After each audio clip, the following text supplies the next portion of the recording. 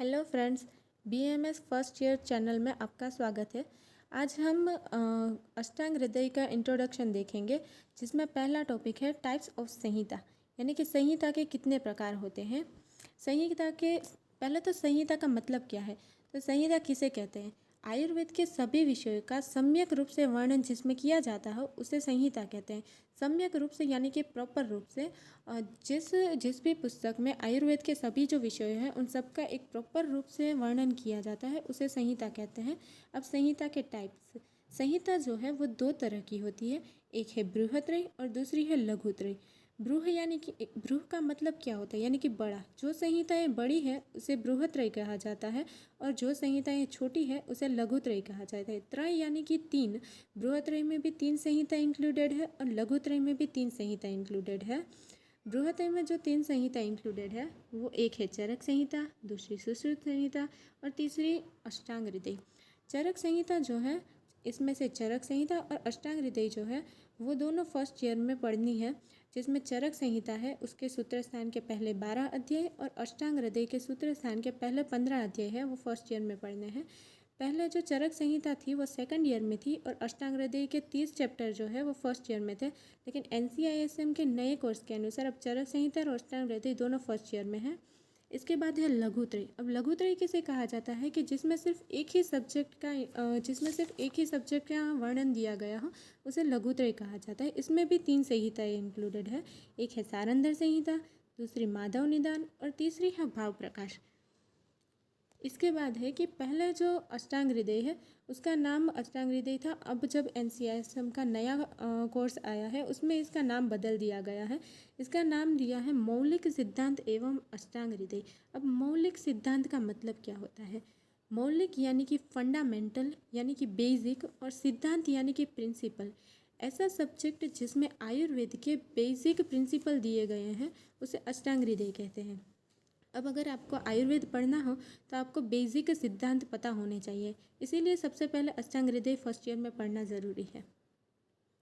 इसके बाद है कि अष्टांग हृदय में अब अंदर कौन कौन सी चीज़ें आती है, अष्टांग हृदय में कितने स्थान हैं, कितने अध्याय हैं, वो सभी चीज़ें यहाँ पर लिखी गई है। ये सब आपको याद रखना है क्योंकि एक अलग से टॉपिक आता है कि संहिता के बारे में सभी जो बेसिक संहिता है उनके बारे में हमें उनके सभी के स्थान और अध्याय याद रखने हैं। तो ये आपको याद रखना है कि अष्टांग हृदय जो है उसमें 6 स्थान है और 120 अध्याय है। अध्याय यानी कि चैप्टर्स। अब स्थान कौन कौन से हैं, पहला है सूत्र स्थान। सभी जो संहिताएं होती हैं उसमें पहला स्थान हमेशा सूत्र स्थान ही होता है, क्योंकि सूत्र स्थान का मीनिंग ही है कि उसका ब्रीफ यानी कि शॉर्ट में इंट्रोडक्शन। तो सभी संहिता में अंदर कौन कौन सी चीज़ें आने वाली हैं उसका वर्णन पहले स्थान में ही किया जाता है, इसलिए सभी संहिता का पहला स्थान हमेशा सूत्र स्थान ही होता है, जिसमें 30 चैप्टर्स है। इसके बाद है शारीर स्थान। शारीर स्थान जो है उसमें 6 चैप्टर्स है। फिर निदान स्थान जो है उसमें 16 चैप्टर्स है। फिर चिकित्सा स्थान में 22 चैप्टर है। कल्प स्थान में 6 चैप्टर्स है और उत्तर तंत्र जो है उसमें 40 चैप्टर है। ये सभी चैप्टर्स यानी कि अध्याय मिलाकर 120 अध्याय जो है वो अष्टांग हृदय में है, जिसमें जो सूत्र स्थान है उसके पहले 15 अध्याय जो है वो हमें पढ़ने हैं। इसके बाद है कि अष्टांग हृदय की रचना किन्होंने की थी। तो सबको पता है कि अष्टांग हृदय जो है उनकी रचना वाग्भट ने की थी, लेकिन वाग्भट जो है वो 4 पर्सन जो है उनका नाम वाग्भट दिया गया है, ऐसा लिखा हुआ है। जिसमें पहला है वृद्ध वाग्भट, दूसरा मध्य वाग्भट, तीसरा है लघु वाग्भट और चौथा है रस वाग्भट। जिसमें वृद्ध वाग्भट जो है उन्होंने अष्टांग संग्रह की रचना की थी। फिर मध्य वाग्भट, उन्होंने रत्न प्रभा जो है उन पे कमेंट्री लिखी थी, यानी कि उन पे उन्होंने टीका लिखी हुई है। फिर लघु वाग्भट, उन्होंने अष्टांग हृदय लिखा है। फिर रस वाग्भट, जिन्होंने रस रत्न समुच्चय लिखा हुआ है।